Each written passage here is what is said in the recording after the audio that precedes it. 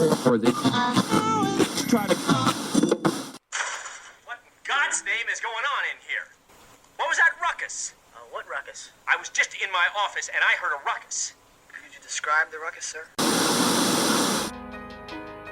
You're now listening to Music Impulse with Smilez.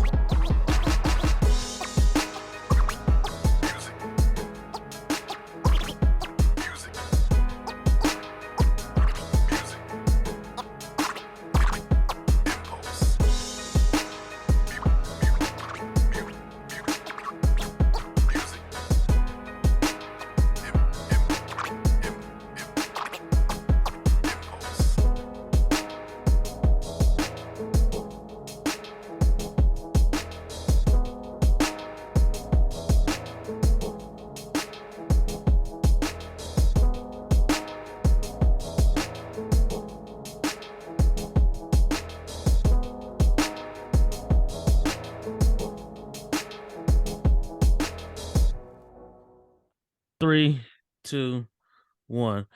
All right, y'all. It's your boy Smilez back for another round. This is another episode of the Music Impulse powered by IR Presents. On this special episode, I had to highlight one of my fellow BG Falcons. My guy had a whole theme song for the whole campus and everything. Young boy been doing his thing. Spitter, he's fun, good spirited, like just all around, just a good guy, just in general. Before even like the rap, the music, he's real humble. Just like he does big things. You know what I'm saying? So definitely been trying to do this for a few years, but finally the stars aligned and everything. So I had to highlight my guy Rosco No E in the building. Hey, what's up, Tom? I appreciate you, bro, having me, y'all, man. Fellow Falcon, you know what it is. It's always love, bro. Just to feel elevation and having me a part of it, bro. I'm excited, man. So let's get into it for sure. It's long overdue, but it's perfect timing. Oh yeah, definitely for sure. And then even just while we was trying to make it happen, didn't know that you had a area code for my hometown, Akron, Ohio. Then you were telling me a little bit of your back history, between Cleveland area and Akron and all that. So I was like, they even knew you was from Cleveland and all that. And yeah, bro. Shout out to my Akron fam too, man. Yeah, so I tell people I got the best of both worlds. We're born and raised in Cleveland. With my godmother, she lived out in Stowe in Akron, man. So, since 6 years old, I've been back and forth, man, from Akron area to Cleveland area. So I always tell people I got the best of both worlds, man. So shout out to my Acton family and my Cleveland family for sure. Oh yeah, for sure. There we go. Yeah, so let's get it started. So, I was thinking about when was the first time? I remember your freshman year was like the year I was like leaving BG, and even just listening to one of your videos for your new series that you got on YouTube that we definitely gonna talk a little bit more about. You were talking about how you started off recording in someone's closet at the Harshman dorms. Because I remember you from the Mr. Blue Magic show. That's where I was like, oh, who this dude? Like, I ain't never seen him. And then seeing like everybody that's like that was younger and like around your years, like they knew who you were and hype. And I'm like, I don't even know who this kid is, but this song is fire. And like he doing his thing at the Mr. Blue Magic, then the brown and yellow and all that, but the brown and orange. But yeah, like to give us a little bit more of your back history and your start and all that, and recording and dorm rooms and stuff. I appreciate you bringing that up to the fact that you got to witness that. You were part of the whole evolution of Noe, man.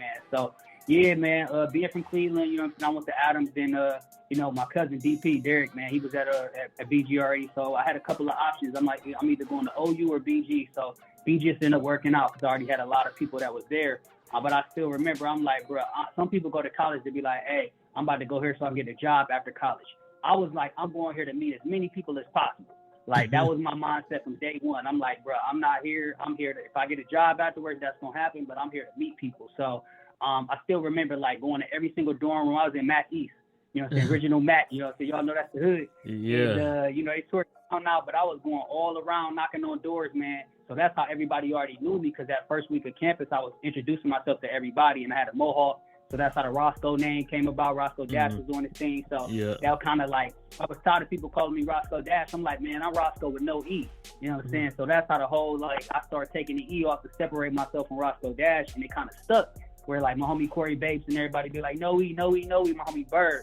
So I still remember finding about the Mr. Blue Magic pageant, but a lot of people don't know before that I did a talent show with Miss Sheila, like the Stars, the BG Stars or something like that. Okay. And I remember getting and I was doing my thing, and they like, hey, you should sign up for Mr. Blue Magic. So when I did that pageant, they're like, yeah, what you want to do? So I remember Black and Yellow was popular. So one of my dudes from Cleveland, SP, he like, man, I put it in a Facebook group, like, hey, who got a studio on campus? He like, bro, I got one in my dorm room in Harshman. I'm like, bro, I'm pulling up. So he really did. You know, Harshman closets is small. So I still remember that was like my first time ever recording a song, man. And he was able, I you know what I'm saying, it wasn't no studio time. When I was in Cleveland, I had to pay for 1 hour. So by the time it was time to record, I didn't know what I was doing. The time was up. With him, I was able to just record. So I was able to really see the process, put ad-libs on there. And I still remember we did like 2 takes. And I'm like, man, this gonna be interesting. So it's funny looking back now because I was doing parody songs before I even knew what it meant. You know what I'm saying? Like before this whole wave, like we did that. So when I did it, man, and I recorded it, I'm like, this gonna be fire. So when we performed it at Mr. Blue Magic pageant, and even when I saw how everybody was like, hey, brown and orange, I'm like, that's crazy. Everything changed from that door, man. You know what I'm saying? That's when I realized, like, man, I love the crowd. I love performing. And that's what really made me really get the star power. Like, I want to do music full time. And from there, man, just doing that pageant, getting my confidence up, I started getting booked for more and more stuff on campus. And that's how it led to the Stroh Center rap and everything, just from all the, you know what I'm saying, that one performance opened up all these other doors for me. And just having the confidence for real and building my brand on campus, you know, that's how I got into the music game for real. Yeah, and then for me, just, again, I was going out as you were coming in and just me coming down to Dallas, but still, like, seeing you on social media, you know, Facebook and Twitter or whatever at the time, I'm just saying, like, he's really doing his thing at BG, like, for real. It's like, like, he really is like that nigga on campus. I was like, either I wasn't on campus, but like just seeing it, like, like, this dude is like out here elevating. It's like, this is what I want to see, because, you know, I started off with WFAO with the radio station. Like, my year, we was the first time that they ever had hip hop on the station. So it was like to see stuff like that where, like, they had never had hip hop on the station until the guys that I came in freshman year. So, like, just to again see that elevation of, like, artists coming out doing their thing, people having studios, and just always, I'm like, yo, I love to see the elevation that Bowling Green had from just my years to even just your years. What was the studio called again? With on top of the I think it was called The Building, the BLDG. Yeah. Yeah, but I'm talking about the studio that was off campus though, like that everybody recorded at that was over there by Kamikaze, not WFAL, but MLA Studios. Yeah, there you go. That was my first ever. What was my dude name again? The engineer. Dub. Yeah. Dub was the first. Now he was my first time ever recording in a professional studio with MLH. Like, I still remember walking up there. I interned there my senior year of college. I interned there, and he was like, "What?" I was like, "It was just something different. I just wanted to do something different than going to like a radio station or a TV station." So I was like, hey, recording at a studio, and I know you already. Now he did make us work like you gotta, you know, sweep the floors and make sure the studio's ready for the person to come in and all that, and actually making us work like not like go back, edit that, like I'm gonna show you how to actually do the edit, how to record and all that. I gotta find Dub, man. Somebody find me Dub, man. I gotta, like, Dub don't even know if he don't even know how far we come, man. I still remember. Yeah, he works at like Tesla now too. With Dub, huh? He works at Tesla now too. What? Hey, Dub was that guy. Yeah, he's like an engineer for Tesla. Let's go, Doug. Yeah, that was my first time ever, like, when I recorded my first song, like, where I was like, I can do this, man. It was like $1 million, like, to the Kanye and Jay-Z Gotta Have It beat. You know what I'm saying? That's when I really found my swagger, and I'm like, I can really rap, man. But yeah, bro, it started with Brown and Orange, and then the Stroh Center rap, and I just kept elevating, man. And then, of course, you know, we had social media, get popping, Instagram and Twitter, like 2011, 2012. So at that point, I was already in my bag on social media, so I was just good at branding, man. So my love of branding and music, I just put it all into one for real and just build my name. Yeah, that's dope. That's again, that's a little, because you like knew what you wanted, and you were like putting the things together, and like you were taking advantage of, like, oh, I can use like social media and do this, or like, yeah, like these raps and just have fun, like recording, doing video and all that. Like, you were just one of them early young ones that was like, yo, I'm gonna take like what y'all did with the social media stuff, but I'm about to add some other levels to it and just keep building. So I love to see it. Bingo.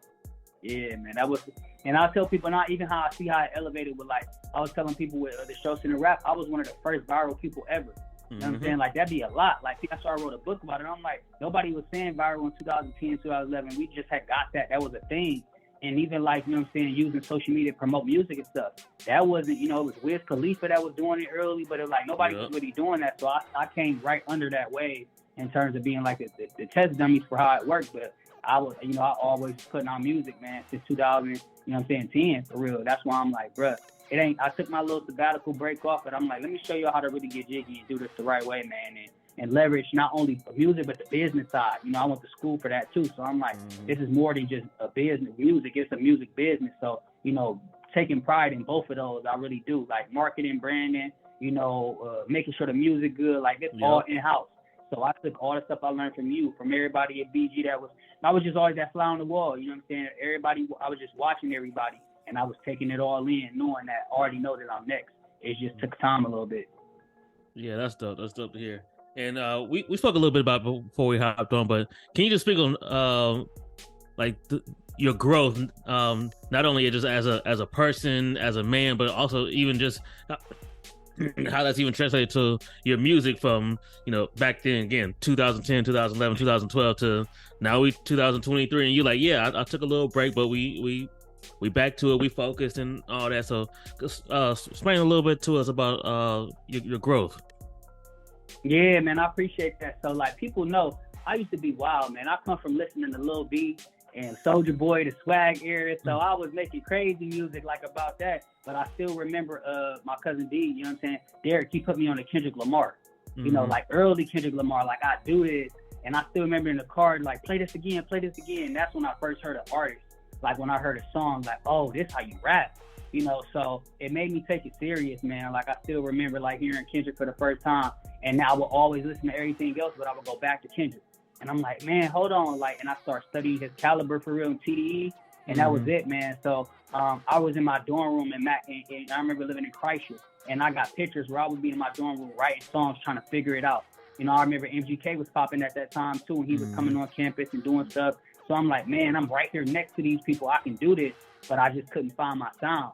So I still remember, bro, like just every day that summer I was working in Cleveland at Camp Forbes, working at summer camps and just writing, man, and just literally learning. And I remember it clicked. You know what I'm saying? I knew how to write a hook. I knew my bars was coming together. I knew the story I wanted to tell. And I just got better. And I never cursed in my music. If people listen to all my songs back in the day, my whole thing was like, how can I make a song without cursing? So I don't curse in my songs. And it challenged me to get better at writing my pen.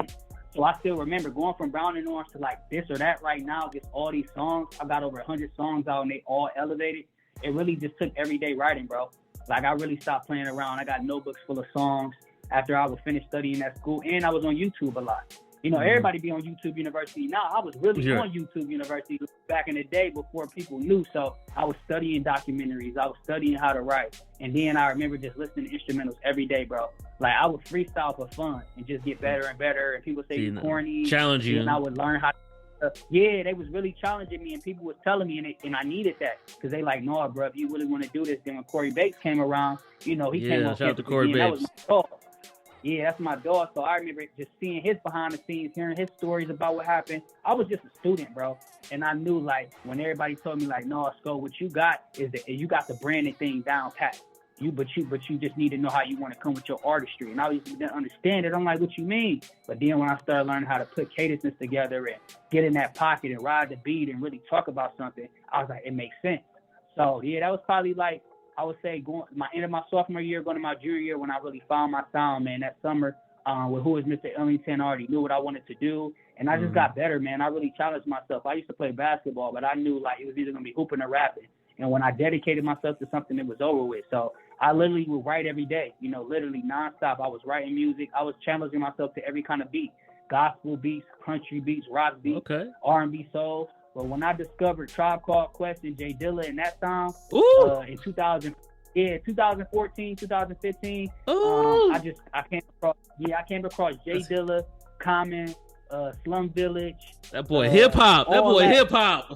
Yeah. So I said, and I grew up on that. You know, my mom did hair, so she was listening to Erykah Badu, Tupac. You know, I grew up under that. But when I just started locking in, it was that Q-Tip, Common, Slum, Dilla, Mid. It was that, bro, and I just got hooked. So I said, this is how I want to do my sound. So I started studying documentaries about the 5 elements of hip hop. I just started going in, and I realized that that's what I am, man. And that's what I remember listening to Cole's Forest Hill Drive in 2014. Yeah. That's when I'm like, bruh, I'm on this. Like, it was over with. When I heard Daddy and him and Kendrick, I started studying him, bro. And then I came across Nipsey Hussle with his mindset. And I just started studying, bro, and being a student. But I'm a hip-hopper, man. That's what I love, and that's what I'm going to always do. I got other records, too, but if it's up to me, I'm going to keep it to the greats, man, and stick to this hip-hop. Oh yeah, that's dope. That's dope. I love it. I love it. See, and again, I tell folks all the time, like J. Cole, that's my 1A right there. 1B for me also is personally Wale. So I love when him and Wale connect. Woo! Wale had his run too, man. Like breakup song, Nike boots, all that year. Wale was also somebody that inspired me as well too. And I know people better put some more respect on Wale pen, but yeah, I feel like our era we had the best of music. Back then, people was making music. Now you can say anything. I'm like, bruh, I come under like when you had to really know how to rap. You couldn't get in these circles, and if you ain't know what you was doing, you was scared. Now you can do anything, but shout out to Wale too, man. Wale and Dom Kennedy, all of them, bro. I just started studying Dom Kennedy, West, East Coast. Yeah, I started putting my own swing to it, and I was like, okay, bet, this is what I'm gonna do, man. And just being around guys that was in the music industry and learning from their mistakes and doing what they did right. I just said I want to be one of the GOATs, man. And then I said, Stokes and the Rap just put me in a bigger light. It really did give me a platform, so people was already watching me. Like, you're gonna be I could have been a flop. That's that dude from BG that was part of that video. He just fell off. I never wanted that. I just kept going. Like, I was prom king in high school. I was a man in college. And now I'm the man out of school. But in the social media world, if you don't show that on social media, people don't give you your respect. So I always kept a social media presence. I always knew the power of that. And now it's like with this or that record, man, like, you gonna find me, and I'm gonna make sure you do. I'm gonna stay in your face 24/7 until you get discovered. And when I blow, I'll tell my full story from BG until I got to this point. That's dope. So, again, speaking about you on this or that, but outside of music, how would you say you've learned and grown just as a man and as a person, in this time? Oh, for sure, man. And people don't understand that too. Like, I've had a career since graduating. So when I graduated from college, even though I was still trying to do music, I started getting in sales. I was working at Quicken Loans doing mortgage banking right out of school, because you got to think, first generation college graduate, I got to make some money. Them loans hit. So I sometimes regret, because I'm like, I wish I didn't go right to work. I just had, I was living with my parents to like really just did music full time. But I had to make some money, man. So I think it taught me more and more about business.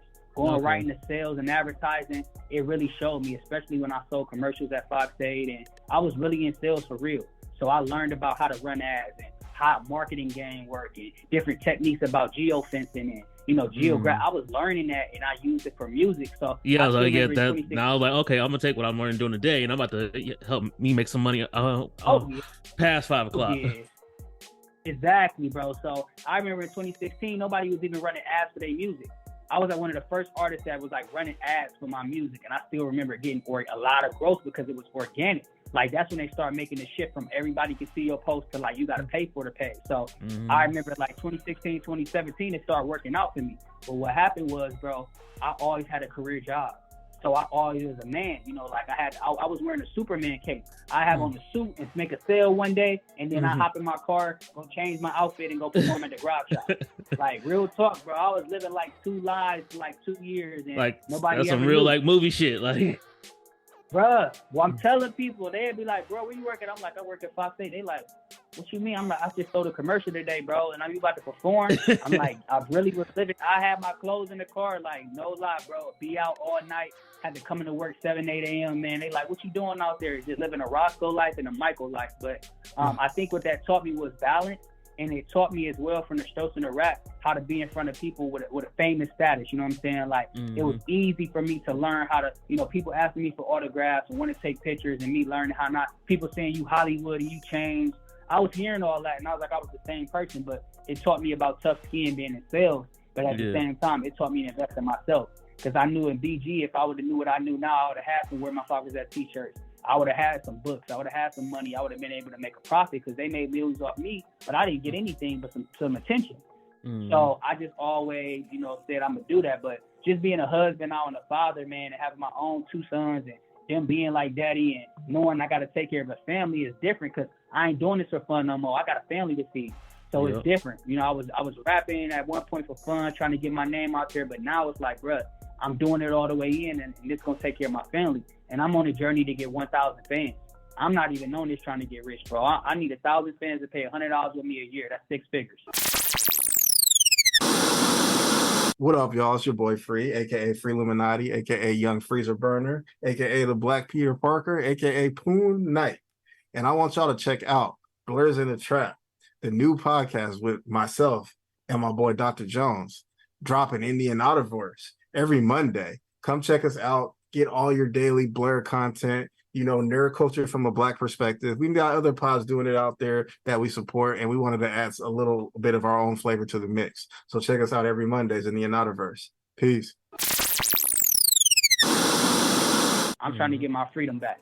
So I'm playing a smart game, 1,000. And I know I got millions of people around the world that probably know of me, but I'm just trying to find that 1,000 that love me for that artist that say, hey, I'm supporting Rosco. Like, I believe in him. I love what he is as a man. I love what he represents. His bars is dope. He a humble dude. I want to invest in him like Russell doing. I want to be a stock. You can invest in his Rosco brand as it grows. Imagine if people would invest in Rosco in 2010. Right. After Brown and Orange. They would have got a great return on their investments today because they like, dang, bro, really elevated. So I'm like, look at what's going to happen to me 10 years from now. If you see a decade from now, if you're putting some bread in me, you see where I'm at, just imagine it with my business mindset now if you invest in me now. So I'm moving like a stock, bro. I think growth, in my relationship with the Lord, of course, I think just all the lessons I've learned to get to this point made me the artist I am. So when I'm coming to the table, I'm coming correct. And whoever want to come talk to me, they got to come correct because you ain't dealing with a regular artist. Like, we put in a lot of time studying the industry, so you got to really talk to me nice. And also, I was thinking about how getting your day job working in sales is like, those people don't care or don't know about what you do past 5 o'clock. So it's like, that's also another way that it teaches you how to be humble and just like put your work in and show like, and you may not know, like, I'm making more than what I made in a day past this clock. It's just this may not be as consistent as what I'm making on this clock or whatever. It's like, you not know, like, I performed for 1,000 people last night. That's a fact. Like, y'all don't even know who y'all talking to. Y'all don't even know I just rocked the show last night, like 100, 200 people, and I'm here sitting at this desk. So that used to irk me, man. It used to eat me up. I'm at a cubicle. That's why in one of my verses I said, when I start writing these musicals, get in my song and I make it sound beautiful. Stuck in this cubicle, wish it was movable. Mic type of mic, it turned into the studio. Like, I was really talking about that, but people wasn't listening. They wasn't hearing it. So I stopped. That's why I stopped putting out so many songs, man. I would get 1,000 listens or, a couple hundred streams and then put out another song. But I'm like, I gave y'all 2 years worth of my story in that record. Nobody heard it. Why would I keep putting out all this music? So that's why with this This or That record, it's a series. That's why I got 3 or 4 parts to it. That's why I'm got another part on the way, because I'm gonna put all my eggs in one basket so I can reach more than just 1,000 people. Let me get 100,000 listens or 200,000 before I go to another record. So that's kind of why I haven't put out a lot of new stuff. I'm just focused on this one record. Oh yeah, that's dope. That's because also it reminds me. What's my man? I like him too. He kind of just like LaRussell, or I think LaRussell actually signed to his label for his debut. Is it Russ? Yeah, Russ. Yeah, yeah. He another one like that I like. I had an old coworker. She was one that got me hip to him. She was like playing. I'm like, I forgot what song it was, but it was a song. I was just like, it's playing from your computer. Like, who's this dude? She's like, oh, Russ, he's a rapper. And that was when he was like releasing a song like either every day or every month or whatever at the time. And she was I was like, he do what? What? Nah. She was like, yeah, he do. Like, he released a song like every day. And I'm like, whatever. And I'm like, oh, this she for real. Like, once I did my research and I was like, oh, this dude's like for real. And like started checking out his music. I'm like, oh, okay, I like him. And I like his story. Like, yeah, he comes off as cocky, but at the end of the day, he's just like, I'm just telling you the truth. Like, I follow him on Twitter, and he still posts to the day. Like, yeah, this is what I made this week. just off of like this one song or whatever. And him, you just said the two I study now on the business side. Because I remember, like, I've always loved the fact that I can, you know, when people are like, man, I discovered this artist before they blew up, I was always on there. I literally, anybody that was coming up, I was on it. Like, I just did that. And then I remember his wave of dropping every day. I tried that. He actually inspired me to do that. But I didn't have the same effect, man, because he's the reason why I did that. And I'm like, well, it's different when you got a whole base already and the whole system set up. I was just trying to keep up with him, but I didn't have my distro kit and my TuneCore together. I ain't had nothing together. I just was doing it. So I'm like, I learned from him, but I love how the Russell whole format is. Like, from a lot of stuff he doing, I had a website selling music for my song for 2 years, but nobody was going to it. Like, you know what I'm saying? I've been had the stock mindset and all that stuff, but it's like I never had the platform to really talk to people. People that know me and talk to Rosco, they be like, bro, you're a genius. But I just never had the world on me other than the Stro Center rap. So my whole mindset is if I get that attention again, I'm going to be ready. I've always been ready for the second round. I'm like, I had the spotlight and fame one time, but I was in college and I wasn't there mentally. This time as an adult, it's a wrap. Yeah, like I know all the little pieces I was missing. I need to connect. Bingo. Yeah, so now I know every socket to plug. As soon as I get one more opportunity and that door open again, it's over with. I'm going to take it down. Some people like, man, you open the door, you took a little step. I'm going through the building.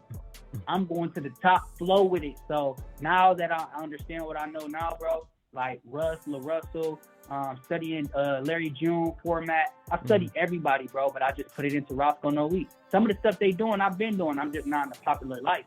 But when I do get that point, they'll be like, you know what? Even Griselda, how they really doing their underground. I'm just building a following, man. I'm going to get a cult following.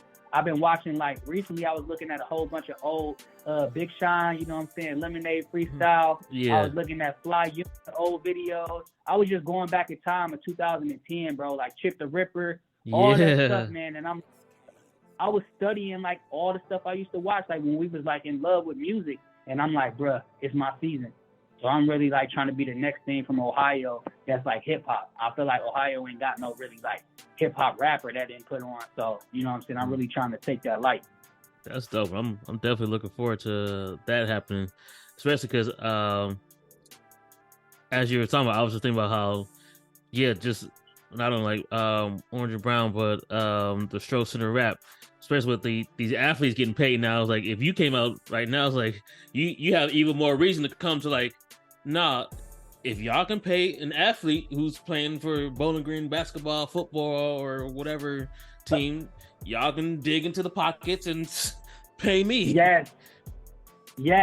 Y'all not about to just pimp me out like, hey, yeah. Bruh, I'm all on the Bowling Green website. I'm all on the Bowling Green YouTube and shit. And I'm getting all nothing. On the video, all everywhere. Yes, bro. They took me up top, but that's why I wrote my book. So people don't know I'm a self-published author too. So I sold thousands of copies of my book called Where My Falcons At. Did that in the pandemic, wrote the book in 6 months, self-published it, and I actually put it out because I'm like, I'm gonna get something out of this. Y'all, people that came up to me, thousands, like, hey bro, I came to BG because of you. They played the video at orientation. Like, hey, you was on the website. So bro, I'm telling you, man, it's deep. That's why they like, you ain't get nothing? I'm like, nah, I got some attention. I should have got an honorary loans paid off, a scholarship. So don't worry. My mindset now is I'm going to get something. But before I'm gone, I'm getting something out of there. And the NIL thing opened up a whole nother door. So I'm really on their head because they still playing the video at the Stro Center. So it's kind of, they tried to blindside me a little bit and really like kind of shadow ban me and stuff, but they know what it is. And they know I'm on their neck. Oh, yeah, definitely. Because I just went to homecoming a few weeks ago for the first time. I hadn't been on campus in like 11, 12 years. And it's a different world. Yeah, it's a totally different world. I was like, yo, this is wild. It's fucking robots taking people's food from the student union all the way to Harshman inside of a little robot. And they like, and it's still warm when it gets to you or whatever and whatnot. I'm like, what? We had to walk the campus if you want to. That's fact. But Facts, bro. What I was gonna say, but yeah, because while we were just walking around, it was like a couple of like memorials that we was like, oh, we know her, oh, we know him, oh, we know him, and we're like, what are these people even know that Bowling Green just got them just plastered all on the campus and all that? They know, you know what, and then I had to share that too. Once I got into sales and marketing and advertising, it all made sense to me. Like the whole thing is about advertising and marketing. The college game is a $1 billion industry. Like I started learning these things, and I work at a high school now currently. I'm a student support specialist at a high school working with 9th through 12th graders, teaching them professionalism and career stuff. Yeah, so even at BG, I worked at the Career Center for 2 years, and I learned a lot. So I kind of do that now at a high school. But even then, I tell them, like, this is a marketing game. This is all advertising. The billboards are strategically placed in locations. All the stuff is about marketing. But I know that for the college side of things, I say, man, next time I talk to BG, we talking some business. Because I went out there like two homecomings ago, and I was selling my books at the tailgate and stuff, and I made some sales. But I'm like, ain't no way my book shouldn't be in every bookstore on BG campus. There's no way y'all shouldn't blast me across the website now that I'm a man and I'm selling my book as an independent. But I know they don't want a cut of it. I get it, but at the same time, you already got a cut when y'all leverage me. Now y'all got all these new campuses and all these buildings. Let's talk business. So I'm gonna make sure we have a conversation. But at the same time, one thing they can't do is take off that. You are literally telling people, getting people saying, "I went to bowling game because of you." And you think like, "Oh, yeah." If you one person who said that, and I know that tuition costs this much per year, yes, you go on an average of 4.5 years. Bro, for at least $1 million, bro. From all the, I heard it thousands of times. Like, I saw your video. I came here because of you. I used to hear it all the time to the point where it got annoying because it started to sit in my head like, dude, you got leveraged and you ain't getting nothing but a pat on the back. And what was so cold is when I graduated, I remember I didn't have a job. I reached out to all the people I knew on campus trying to get a job at BG, and nobody responded, bro. That crushed me, man, because I felt like, dang, y'all played me like that. And it was on from there. I didn't know the game, but I got hit to it quick. But yeah, that's like, let's say $40,000 for 4 years for somebody times 10. That's 400. Like, come on, man. Like, and that's thousands. So we at least 4 million in. Like, we really want to go there. So I told myself, I said, the Lord will play itself out where, down the road, I'll be compensated. Maybe my loans will be paid off. And even if not, I'll make sure my book is continue to sell and I continue to make my profit on this end. But yeah, man. Now I'm making this or that. My brand only gonna get bigger. So let's say, for instance, I blow as a music artist. Now I can really sell my books because I got a big old following. And they're gonna be like, how did you get started? And I'm gonna tell my same BG story. So you can't stop this. That's the one thing about it. Everything I did was also online. That's a beautiful thing about our era, bro. We were online. We didn't have Instagram like that. But if I had Instagram my freshman year, 2009, 2010 era, oh man, it would have been even your time, yo. If we would have had Instagram then, because we had just got it my junior year. If we would have had Instagram then, bro, like when I was doing the strokes and the rap and all that, but all the videos is on YouTube, even being on ESPN. A lot of people forget I was on ESPN, one of the first rappers on ESPN, but not the athlete. So that opened up a lot of doors too. What if I would have had a book or a shirt then? I had thousands of missed calls after that interview, but everybody just was saying congratulations. I didn't have nothing to sell them. But at the same time, I'm like, bro, it taught me a lesson. Even when BG had to wear my Falcons at shirts and I didn't get one. I'm like, how y'all passing out wear my Falcons at shirts on campus and I ain't even get one? And that's my slogan. Like, right. It was cold, bro. That's wild. I made my Falcons that up, and y'all took it to a whole campaign and I ain't get a shirt. I was pissed, dog. So nowadays, I said, I copyright. I should have a cut just off of that. Yeah, bro. It was over with, man. So now they know what's up, and it's in a lot of people's hands. A lot of higher up people didn't read it, and they know what's up. I tell the truth in there. I tell my whole story. So maybe it rubbed some people the wrong way. Maybe it did. But hey, I'm a kid from the hood that made it to a place I wasn't supposed to be, and it just worked out that way. So I just know how to brand myself. So I could have let it die down and been like, okay, I did that in college. Now I'm just a family man. I'm just working at a job. Man, please. I'm a brand. And y'all made the brand go big. So everybody that was a part of BG from 2009 to 2015, y'all know what's up. Like whoever's in that era there, y'all, the old BG, talking about Anderson Arena, all that, y'all know what's up. So I'm like, bruh, now with this or that, Rosco No is a household name. I went from Strokes and the Rap to this or that, which was inspired by, the Black Sheep when they did the you can get with this or you can get with that. Like, bruh, this is my version. Y'all can listen to this kind of music that's keeping you low vibrational, that's not doing nothing for you, or you can listen to, you know what I'm saying? You can listen to this kind of music that's high vibrational, doing stuff for you, putting you in a mindset, or you can listen to that crap that's just not doing anything for you, dumbing you down, and making you just go to the next song. So I'm telling people, choose wisely. You want to come over here and get with this, or you can go over there and go with that. So this is how that song, this or that sound, would sound in 2023 if I was back in the 90s.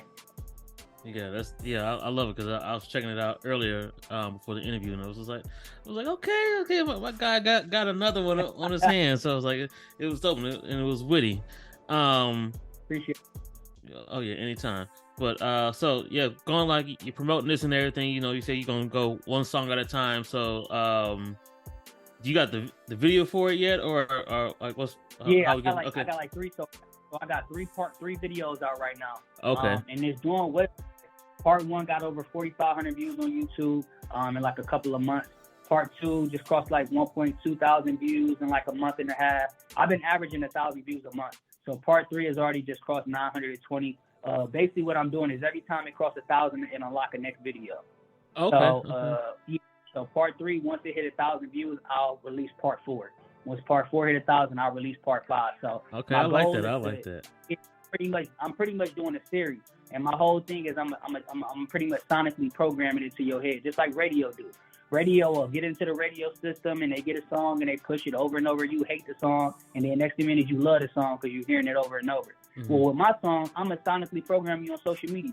Mm-hmm. I'm gonna put different content behind it, but I'm gonna make sure you hear the same song over and over again. And this is how I'm programming you sonically. And I'm gonna keep releasing new videos. So the moment you get tired of it, here's a new video. You ain't seen this yet. So I'm gonna keep it spicy in people's face like that. Yeah. Funny part is, my homie Lo on the podcast, Honorable Ruckus podcast, his boy Kane, he raps. Okay. But he also like does the production for the podcast, and I can't remember what song it was, but Kane came out with a project, and Lo was just like, you know, how you like it? And I was like, yeah. I was like, this one song, like, that's my joint. I was like, I was like, yeah, that beat is crazy. He was like, you know what that beat is, right? I was like, nah. That beat is the beat that plays underneath when we talking for the podcast. That's hard. I was like, oh shit, I never realized. And I was like, so that was amazing. It was like, so subconsciously, I've already been like, I like this beat, never even paid attention to it because I'm just listening to the episode, listening to what we're talking. And like, so like, oh, now I hear him rapping. That's hard, man. All this stuff is like, now it's like who the smartest in terms of marketing, because the record labels, they got enough money to build an artist. They got enough writers behind the scene. They got the money behind. They can build an artist, man. But it's like, if you really got some, you got to push it, man. So I think what a lot of artists lacking nowadays is social media. They don't know how to make content. Content is the new currency. Content been currency. But if you can't stay consistent with content, people can forget about you because we're getting so many artists every day. They'll forget about you with the next big artist right away. So at this thing, my whole race is I'm going to just stay in your face for the next 2 years. It may be 3. Let's see how consistent I can stay in your face. And then sooner or later, somebody be like, all right, let me see what this dude's talking about. By then, I'm already on 50 videos, and you're going to love all 50. Or you may love part 5. No matter what, you're going to love one of those things when you meet. And, just join my ecosystem. And I'll tell them this song is only available on RoscoNoE.com. It's not on streaming platforms because they only pay you 3 cents a stream. I didn't have that. I think I got like 100,000 streams before, and I got a check for $100. And that's when I knew it was a scam. Yeah, like my distro kid paid me like $140 for like 80 or 90,000 streams, something like that. And I'm like, I'm not selling my stuff on streaming no more. So now, RoscoNoE.com, $4.99. You buy my song, it go right to your computer. I'm doing the same masterpiece format except off the web. Mm-hmm. I'm trapping off the web with the song. Instead of going out the trunk, I'm trapping off the website. That's dope. I love it. Before we wrap up, I just wanted to talk to you real quick. Just what's it like for you to be a father, and how it also motivates you as well. I wanted to definitely highlight that.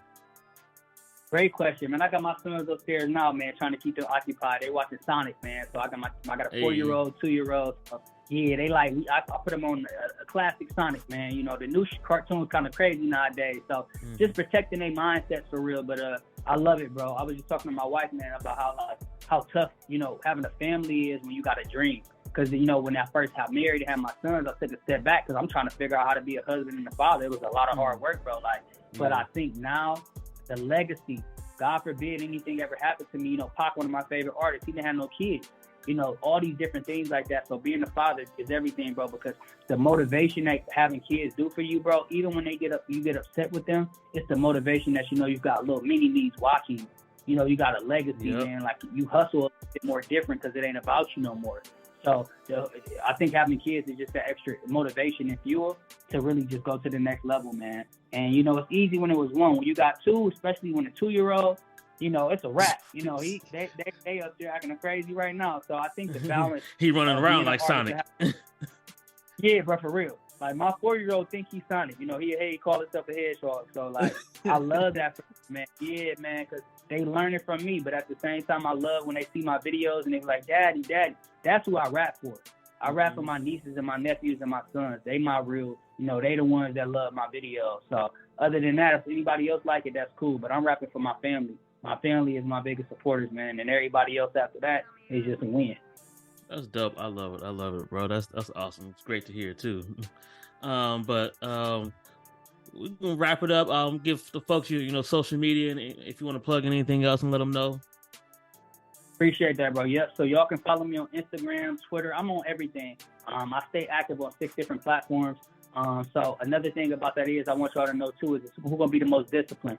So I have timers set on my phone to make my post to everything. So Snapchat is Rosco No We, YouTube is Rosco No We, Instagram Rosco No We, Twitter or X is Rosco No We, and my Facebook is Rosco No We.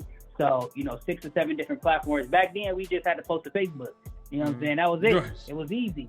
In YouTube. Nowadays, you got 10 different platforms. So y'all can follow me on Rosco, N-O.E, everything. My website is rosconoe.com. Go buy the song. It's only $4.99. It downloads right to your song. I got wristbands for sale. Just support an artist, you know what I'm saying, as we go on this journey. And I got a lot of cool stuff like the Rosco No E hats that'll be launching soon. And just everything like that, man, y'all. So just get into my ecosystem. Follow me on whatever platform you getting jiggy with. And, I appreciate you for this opportunity, man, to be on the show. Oh, yeah, for sure, bro. Anytime. Anything you need help promoting, just let me know. You got my number now, so you can definitely hit me whenever I got you. I'm honored to have you on the podcast. It was great talking to you, especially just hearing, like, again, the business behind the scenes stuff, or just like your rise at stuff I'm shocked and surprised at. I love you. Again, I love your spirit, bro. I love your mind. Just seeing you just growing, like, from a young man to a man, and just hearing, again, just also at the end hearing about your sons and, how important that is for you and all that. And, being a husband and all that stuff that a lot of us young black men, we don't promote, that, fatherhood, being a husband and all that stuff. So I love to hear that. I know you got to be a great one. But appreciate you doing this, bro. It's your boy Smilez. I'm here with my guy Rosco No E, and we out.